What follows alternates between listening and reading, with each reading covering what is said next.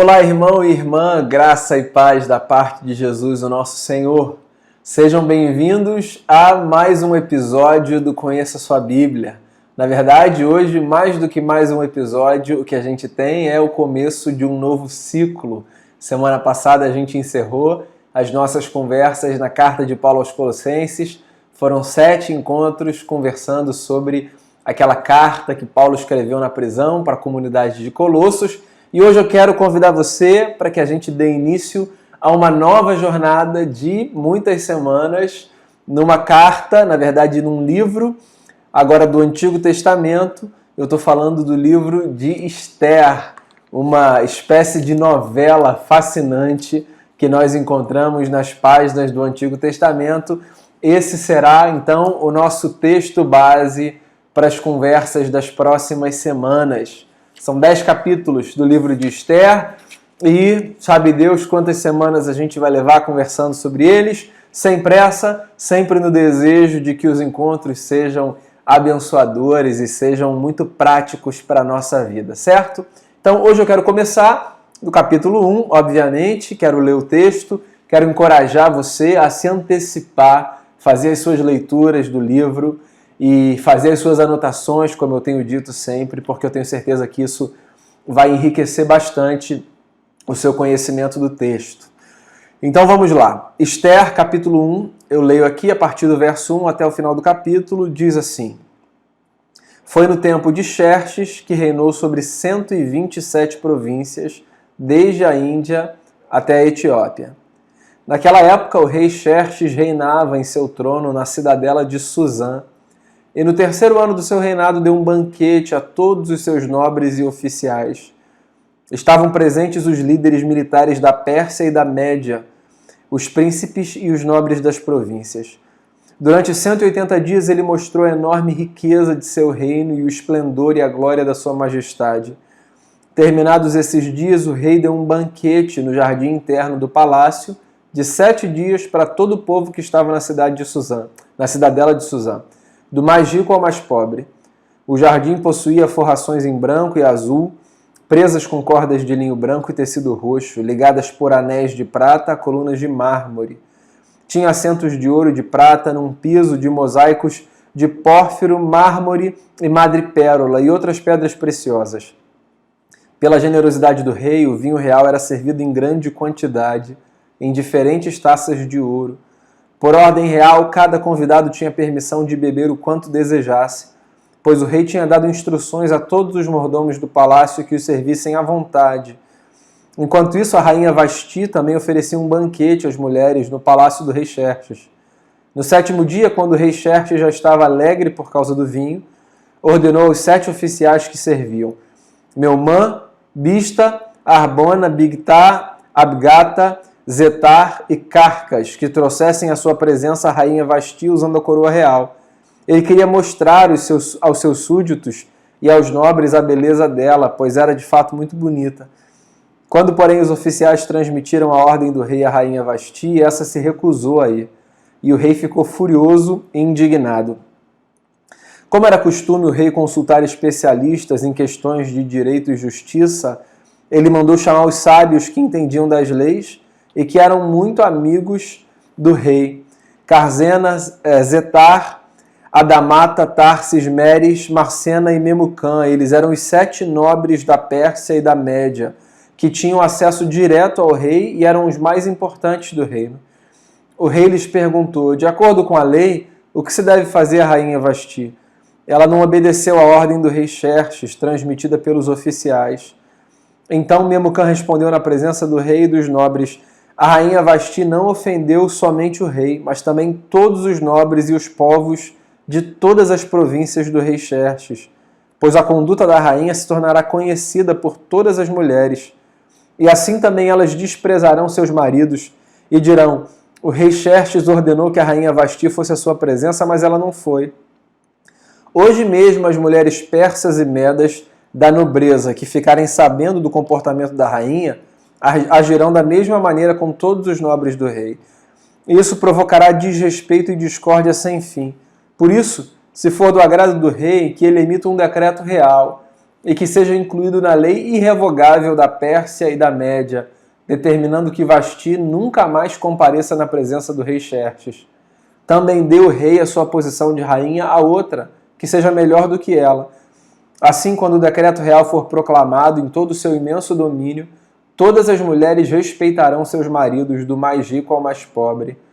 O rei e seus nobres aceitaram de bom grado o conselho, de modo que o rei pôs em prática a proposta de Memucã. Para isso enviou cartas a todas as partes do reino, a cada província e a cada povo, em sua própria escrita e em sua própria língua, proclamando que todo homem deveria mandar em sua própria casa.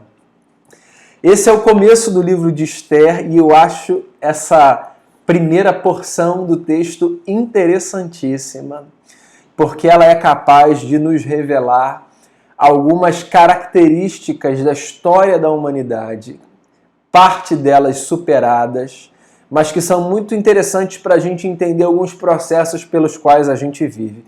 Antes de ir propriamente a esse contexto que dá então escopo ao livro de Esther, deixa eu falar algumas coisas sobre o livro de maneira geral, para contextualizar você nessa novela que a gente encontra aqui no Antigo Testamento. E eu falo novela porque ela é bem um drama. Ela tem uma história dividida em capítulos que sempre dão a sensação de que algo novo e mais surpreendente vai acontecer. É uma espécie de drama escrito e que mostra pra gente a vida como ela é e Deus como ele age na nossa história. Então, o livro de Esther é um livro que conta a história de uma jovem judia que tinha sido deportada para a Pérsia no tempo do apogeu desse império, que a essa altura era governada por Xerxes. O texto começa dizendo exatamente isso, né? Foi tempo de Xerxes, que reinou sobre 127 províncias, desde a Índia até a Etiópia. Então, era um rei poderoso, de um império poderoso, e que tinha entre os seus súditos judeus que tinham sido deportados para as localidades desse império. Tá? A história de Esther é a história dessa mulher que não faz parte desse povo, e isso é importante para você entender a trama, à medida que ela fosse desenvolvendo, mas que estava nesse lugar, nesse contexto específico. No capítulo 1 ela não aparece ainda, mas o capítulo 1 deixa claro o porquê de Esther aparecer consequentemente nessa história. Se eu tivesse que definir sobre o que essa história fala, sobre o que ela trata, eu diria a você que o livro de Esther é uma história de maldade, misericórdia e redenção. Acho que esses são os três elementos que perpassam a narrativa como um todo. Eles formam uma espécie de arco. Você tem aqui um registro da maldade humana, personificada em figuras de maneira geral, como no capítulo 1, na figura dos sábios, dos nobres, ou personificada na figura de algumas personagens específicas que aparecem aqui, que vão aparecer mais à frente nos capítulos subsequentes. É uma história também de misericórdia, isso vai aparecer de forma muito intensa no texto, e no final, me perdoe o spoiler, é uma história de redenção. O final dessa história é um final bem redentivo. Então essa história é uma espécie de arquétipo, num certo sentido, das histórias que nós vivemos, porque de maneira geral, nas histórias que nós vivemos, nós encontramos esses três elementos. Maldade, porque ela é inerente ao coração humano, à experiência humana. Misericórdia, porque graças a Deus essa experiência também é uma experiência inerente a homens e mulheres que somos feitos à imagem de um Deus que, como diz o Papa Francisco, tem como nome misericórdia. E redenção, porque diante de toda e cada pessoa está a possibilidade de ser redimida das suas tragédias. Certo? Mais um dado preambular que eu acho interessante no livro de Esther, eu não sei se você sabe disso, mas esse livro é um livro no qual a palavra Deus não aparece. É o único livro da Bíblia no qual não aparece a palavra Deus. Não obstante, os atos de Deus, os feitos de Deus e a intervenção de Deus, tudo isso aparece por todas as suas páginas. Isso é um detalhe apenas, mas eu acho muito interessante, porque a gente pode fazer uma espécie de analogia com as muitas experiências de vida que a gente vive, onde não há, do ponto de vista estético, do ponto de vista do invólucro, do ponto de vista do recipiente, da forma, da linguagem, do vocabulário, nada que nos remeta a Deus, ou seja, não há linguagem religiosa, não há estética religiosa, mas ainda assim, nesses muitos episódios, a gente pode ver a intervenção de Deus, a mão de Deus, porque mesmo que o nome de Deus não apareça, a presença de Deus pode se fazer real na vida de quem quer que seja. Essas são as informações preambulares que eu julgo interessante nesse momento como pano de fundo para a gente entender de que livro a gente está falando, caso você não conheça o livro de Esther. Mais um dado também que eu acho que é interessante, na classificação do Antigo Testamento, o livro de Esther está classificado como um livro histórico, ou seja, eu falo de novela muito mais pela estrutura do livro, mas aqui o que a gente tem é o registro de um acontecimento histórico, de um período específico, ou seja, isso aqui é algo que aconteceu na história de uma mulher que fazia parte do povo de Israel, ainda que estivesse deportada para território do Império Persa, do Império Medo-Persa. Então vamos à história. O que tem aqui então no capítulo 1 há um rei poderoso que resolve esbanjar a sua riqueza oferecendo um banquete para todos os nobres e todos os oficiais do seu império. E os primeiros versículos aqui do capítulo 1 nada mais são do que uma descrição do palácio no qual essa festa foi oferecida e da opulência, da grandeza desse banquete e de tudo aquilo que envolvia esse rei e a sua vida. O texto fala pra gente que essa festa foi oferecida ao longo de 180 dias, com uma exposição glamourosa da riqueza do seu reino, do esplendor e da glória da sua majestade. Só um parêntese aqui para você entender por que essas coisas aconteciam. Uma das formas dos reis comunicarem ao seu povo e, consequentemente, tornarem sabido dos seus oponentes a sua força era mostrando a sua riqueza. Um rei com riqueza para ser mostrada era um rei que dava indiretamente o anúncio da sua força, como quem diz: eu ainda tenho poder, eu ainda tenho força, eu ainda domino.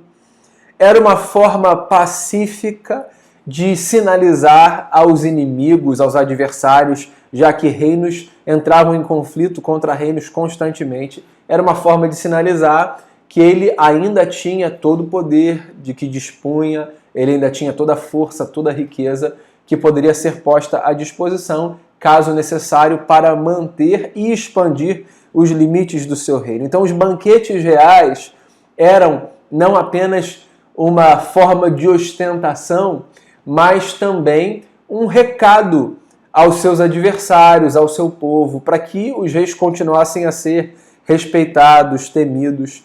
Então, durante 180 dias, o rei mostrou, a riqueza, a enorme riqueza do seu reino, a sua beleza e o seu esplendor.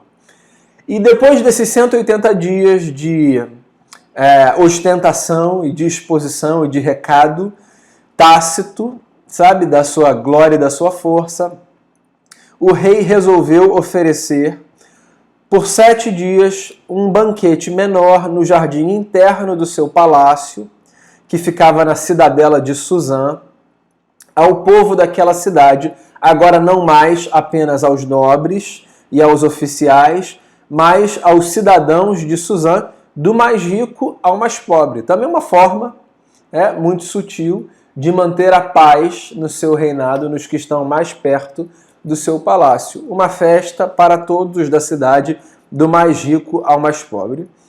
E a festa aconteceu como rezava a cartilha do seu tempo, com todo o protocolo que dava a sensação de que o que estava em jogo era um ato de generosidade, era um gesto de carinho de cuidado para com o povo. Desde que o mundo é mundo, poderosos, quando desejam perpetuar o seu poder, vez ou outra fazem agrados àqueles que estão debaixo do seu domínio, como uma forma de garantir, ou pelo menos tentar garantir, a pacificação do coração. Do tipo, eu mando em você, eu domino você, mas deixa eu te dar uma festa aqui para você ter a sensação de que eu prezo muito pela sua vida, de que eu me importo com você. É o que está em jogo aqui, uma festa.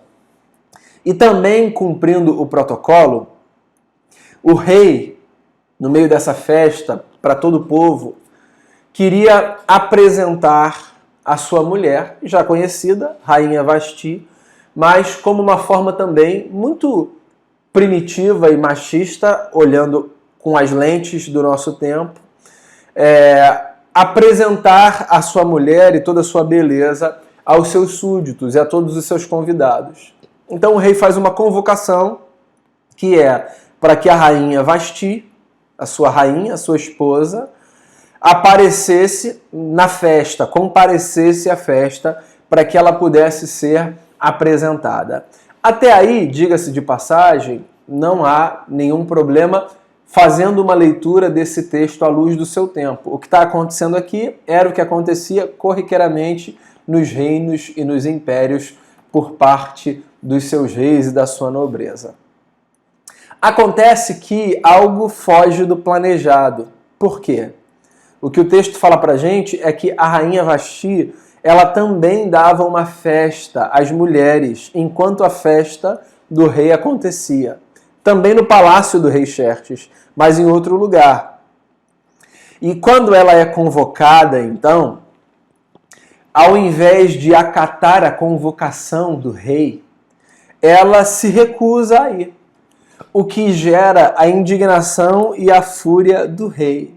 Porque desde que o mundo é mundo, você sabe disso, reis não são contrariados. E se são, não acatam com tranquilidade qualquer ato de contrariedade à sua determinação. Reis são figuras, no imaginário, que dão ordens, decidem como as coisas devem ser, emitem decretos, e todas as pessoas que prezam pela sua vida, pela sua sobrevivência e que desejam a sua paz, se submetem aos decretos reais e aos desejos reais. Eu estou trabalhando isso dentro do imaginário popular, certo? De forma que uma recusa dessa mulher, mesmo que fosse sua esposa, mas uma recusa da Rainha Vasti a se apresentar à festa do rei, como tinha sido convidada para acontecer, era, na verdade, uma afronta àquele homem que não tinha os seus desejos contrariados. Deixa eu fazer uma pausa aqui, um parêntese. Muitas vezes na vida, nós, gente normal, gente que pisa no chão da história e tal, muitas vezes na vida nós somos tratados e educados como se reis fôssemos. E o que eu estou querendo dizer com isso? Muitas vezes nós somos tratados e educados repelindo a contrariedade, a recusa, repelindo a ideia da possibilidade do não atendimento aos nossos desejos. Isso é um grande problema, um grande problema. Na psicanálise, por exemplo, há uma referência à imagem do bebê como a majestade. Isso, inclusive, foi musicado, certo? Sua Majestade o Bebê. Lembra disso? A ideia de que o bebê, até que se acostume com isso, com o curso da vida, ele oferece toda resistência a qualquer contrariedade. O choro do bebê é a demonstração da sua insatisfação. É claro que eu estou falando dentro das limitações cognitivas de um bebê, é instintivo, mas a psicanálise lê, por exemplo, como uma demonstração da sua insatisfação à negativa que lhe é feita a um desejo seu. Pois bem, espera-se que com a evolução, com o passar do tempo, nós aprendamos que as recusas aos nossos desejos não são necessariamente um problema. Às vezes elas são para nossa própria proteção, às vezes elas são parte do jogo, são contingenciais, certo? Mas, daí eu volto então ao fato de que nós somos muitas vezes tratados como reis e rainhas. Tem muita gente que cresce sem aprender esse princípio básico para a constituição da nossa personalidade, um princípio que possibilita, inclusive, que as nossas relações sejam saudáveis. Tem muita gente que cresce achando que não pode ser confrontada, que não pode ser recusada nos seus desejos, no atendimento das suas necessidades, de modo que se transforma num rei ou numa rainha furioso, furiosa, quando percebe que alguém não fez aquilo que desejou. Esse comportamento, aqui descrito nessa história, é um comportamento mais comum do que a gente imagina, mas seguramente um comportamento que deve ser evitado, porque a negativa faz parte das nossas experiências de vida e lutar contra ela só nos fará sofrer mais e seguramente fará com que outros escolham as consequências do nosso sofrimento e da nossa falta de maturidade. Fecha parênteses aqui. O que acontece então quando o rei recebe essa recusa? Ele consulta os sábios, os nobres, os que entendiam de lei, os especialistas em questões de direito e de justiça. Olha só, o rei faz uma convocação dos nobres, dos sábios, dos especialistas em direito e em justiça, dos que entendiam de lei, para saber o que eles deviam fazer com aquela recusa. Volto a dizer, isso pode ser muito normal para o contexto daquela época, mas tenta ler de alguma forma isso com as lentes do nosso tempo. Que escalonamento de consequência para um negócio que em tese não deveria ser, lendo à luz dos nossos olhos, muito grande. Como às vezes na vida as nossas reações são desproporcionais, elas escalonam e a gente reage de uma forma absurda a coisas que poderiam ser tratadas de maneira muito menor. Eu acho isso muito curioso. Ele chama os sábios e ele diz assim, olha, eu preciso saber, de acordo com a lei, o que eu faço com a rainha Vasti, porque ela não obedeceu a minha ordem e eu quero que vocês me deem conselhos. E esses sábios então ficam discutindo sobre o que fazer com uma rainha que não obedeceu a ordem do seu marido. E aí, a conclusão a que eles chegam é a seguinte: essa rainha que não obedeceu o rei, ela não apenas transgrediu ao Senhor, majestade, ela nos trouxe a todos um grande problema. Por quê? Porque como ela não obedeceu a sua ordem, ela na verdade abriu uma espécie de precedente para que nenhuma mulher agora obedeça o seu marido. Então, essa mulher, majestade, que é a sua esposa, a rainha, ela não apenas trouxe um problema para o Senhor, mas ela trouxe um problema para todos nós. De forma que a nós, sábios, nos parece que, se for do agrado do rei, o mais importante a se fazer é que Sua Majestade emita um decreto real e que esse decreto seja incluído na lei irrevogável do Império Medo-Persa, determinando, que a rainha nunca mais compareça na presença do rei. 2, que ela perca sua posição de rainha, a outra que seja melhor do que ela. E 3, que por extensão e nas entrelinhas, todas as mulheres obedeçam os seus maridos. Porque todo homem deve mandar na sua própria casa. Você percebe o tamanho da loucura que foi construída pelos sábios e pelos nobres e pelos especialistas em direito e justiça, gente que entendia da lei. Volto a dizer, para não parecer que eu estou sendo injusto com Xerxes, o rei, e com os seus conselheiros, isso tudo faz sentido dentro da leitura desse tempo.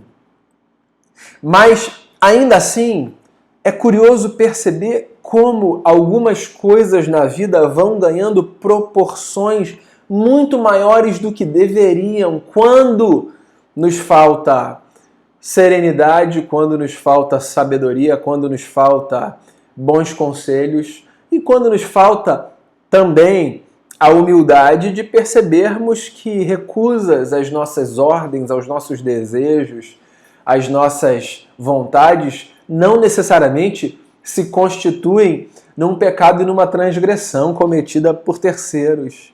Olha só a vultuosidade que isso ganhou por causa da recusa da rainha de se apresentar ao rei numa festa para que fosse exibida na sua beleza a todos os seus convidados.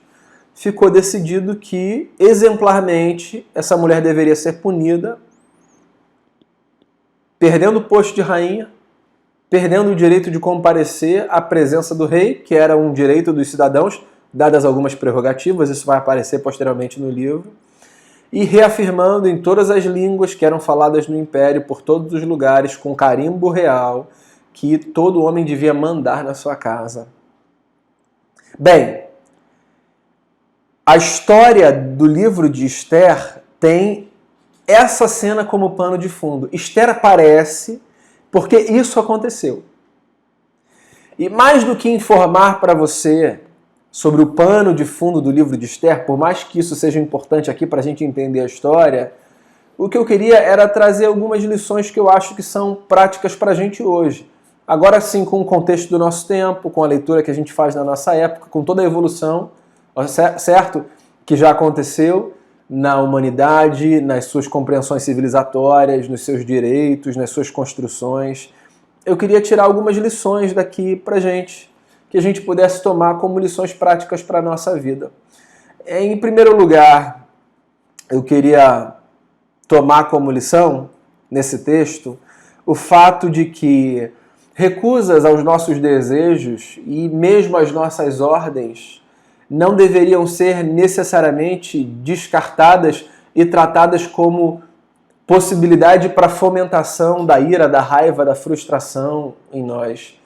Ou seja, por mais que a gente se frustre quando às vezes nós somos desatendidos nos nossos pedidos, quando os nossos desejos não são realizados ou quando as nossas ordens não são cumpridas, por mais que isso obviamente nos frustre, isso não devia fazer acender em nós fúria.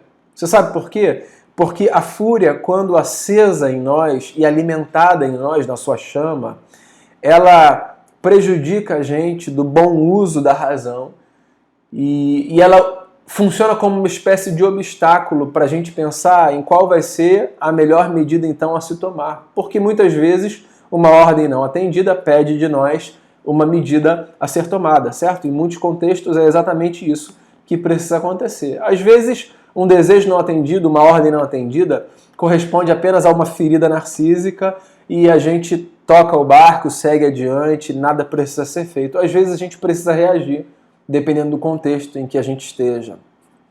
E há formas e formas de se reagir. Se o nosso coração é tomado de fúria e de indignação, é possível que a nossa reação seja desmedida. E é exatamente isso que acontece aqui.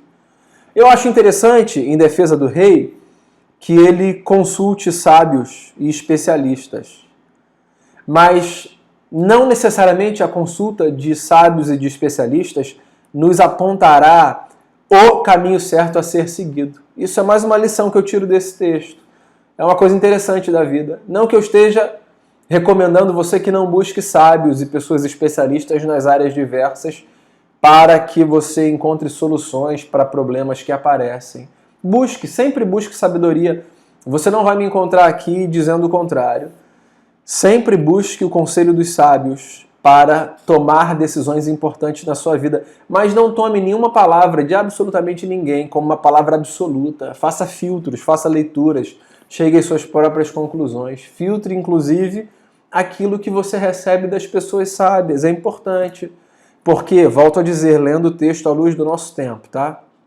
O que a gente tem aqui é conselhos de sábios, mas que hoje seriam tidos como conselhos absurdos, certo? Porque todo o conselho dos sábios aqui está calcado numa visão absolutamente machista de mundo. Está posto aqui, certo? O que eles queriam era uma forma de garantir que as mulheres continuassem a obedecer os homens, como era próprio do seu tempo. Ou seja, por mais que o conselho venha de pessoas sábias, tenha a sabedoria de filtrar aquilo que você recebe. A gente nunca devia receber palavra nenhuma como se ela fosse absoluta. Isso faz parte dos processos de sabedoria da vida. Ouvir conselhos, agradecer por eles, filtrar, fazer as próprias leituras e fazer as suas escolhas, arcando com as suas consequências, obviamente. Mais uma lição que eu tiro desse texto para a minha vida e para a sua vida: cuidado para que, no desejo de ajudar os outros a resolverem os seus problemas, você não dê conselhos, na verdade, pensando no quanto aquela resolução vai beneficiar você na resolução dos seus próprios problemas. Em outras palavras, o que eu estou querendo dizer aqui é o seguinte: não dê conselhos a outros com desejos outros dentro de você, implícitos. No caso aqui foram até explícitos, né? Quando você for dar um conselho a alguém, não dê conselho a alguém pensando nos benefícios que você vai receber como extensão do conselho que você deu a outra pessoa. Ou seja, para de viver tendo o seu próprio umbigo como centro da história, o centro do universo. Eles dão conselho, mas o que eles estão pensando é no problema que eles vão ter para gerir as suas próprias casas, e em como, então, aquela mulher específica deveria ser punida na sua transgressão, de modo que as suas mulheres não reproduzissem o mesmo comportamento. Às vezes na vida a gente age assim, às vezes na vida a gente oferece conselho, a gente oferece ajuda, a gente se dispõe a cooperar, mas a gente faz tudo isso pensando nos benefícios que a gente for receber. Não faça isso, não é sábio.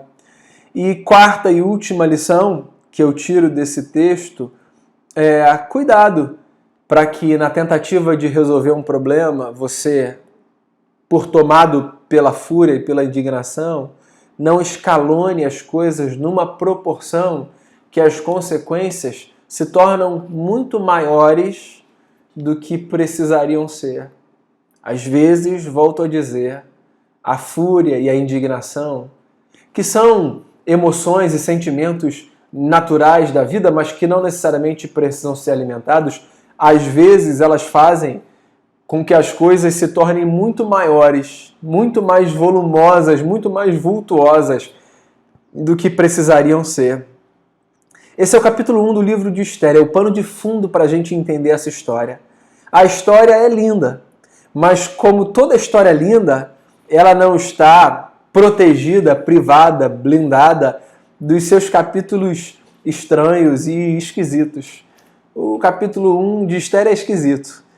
A força de um decreto que perpetua a opressão de mulheres para que, segundo a cultura do seu tempo, os homens fossem preservados na sua postura.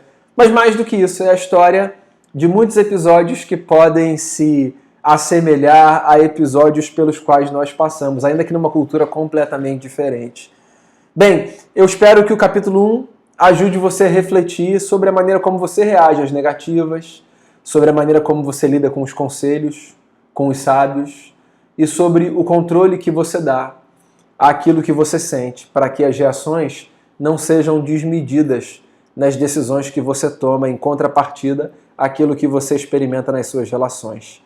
A sensação que eu tenho é de que essa jornada vai ser tão impagável quanto foram as outras que nós fizemos no Conheça a Sua Bíblia. E por isso, eu me despeço de você, já fazendo o convite para que na próxima segunda nós nos encontremos novamente, conversando agora sobre o capítulo 2 do livro de Esther. Deus abençoe a sua vida e até o nosso próximo encontro.